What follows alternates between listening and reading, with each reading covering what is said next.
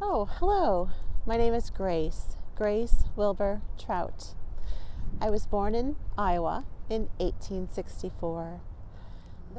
Though I was educated in public schools, I also took private lessons in elocution and writing, two skills that would serve me well the rest of my life. I married my husband George, and we had 4 sons before moving to Illinois.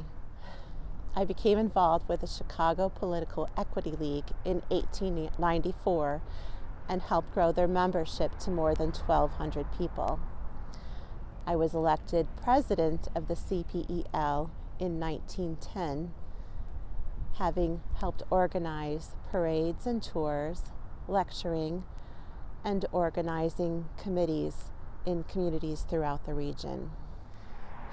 I was fortunate to visit this fine city of Galesburg in 1912 for the 44th annual convention of the Illinois Equal Suffrage Association.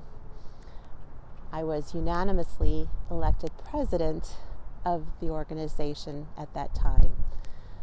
Many were surprised at my election because I can be a bit timid.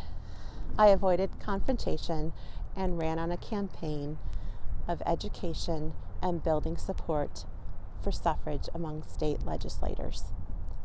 In 1913, a partial suffrage bill that I helped develop was passed in the state legislature. There were anti-suffrage lobbyists who tried to stop the vote, but I led a telephone campaign. I created cards with information on each legislator so we could cater our pitch accordingly. On the day of the vote, I even stood outside the door to make sure the opposition didn't try anything unseemly. I was known for being diplomatic and tactful, but not everyone in the IESA agreed with my methods. By 1915, I was tired of fighting with those who were supposed to be on my side, so I retired from the suffrage movement and moved to Florida. But that didn't last long. By 1916, I had returned to Chicago and helped the Republican Party add women's suffrage to the platform. In late 1919, I rejoined the IESA and became president again. By that time, Illinois had ratified the 19th Amendment, and women's suffrage was almost the law of the land.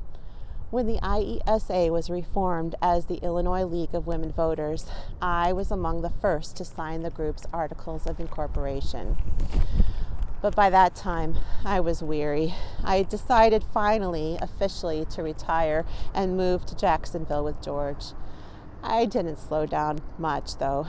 In 1921, I became the first president of the Planning and Advisory Board for the city, and the president of the Jacksonville Garden Club. I also never lost my interest in writing. Back in 1896, I wrote a novel called A Mormon Wife about the lives of Mormon women. George passed away in 1949, and I died October 21st, 1955. It's been such a pleasure returning to Galesburg to reminisce on those times.